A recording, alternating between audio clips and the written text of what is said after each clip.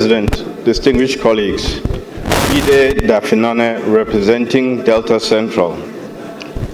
I want to further the arguments that show the difference between the NDDC and the South-South Development Commission.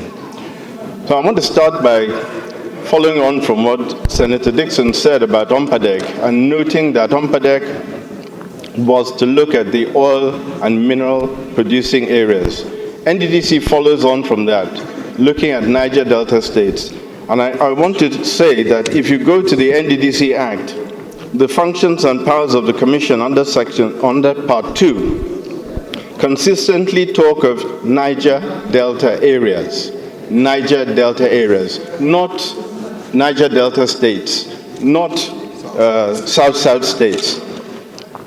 And so where the resources from NDDC are shared to the Niger Delta areas based on quantum of oil produced, the states administer these resources as functional areas.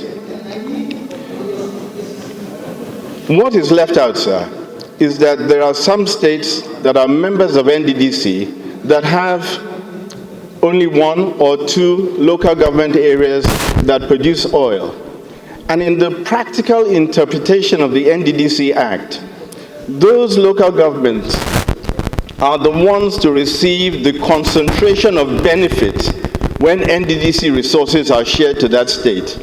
So as you can imagine, the debate for sharing of resources for a state where only two local governments produce oil, the focus of development goes to the oil-producing local governments. And therefore, those other local governments, even though they are part of South-South states, receive little or no benefit from being members of the NDDC. And that, sir, I believe, is a fundamental argument for the need for a South-South Development Commission. Thank you, sir. Senator Akobundu.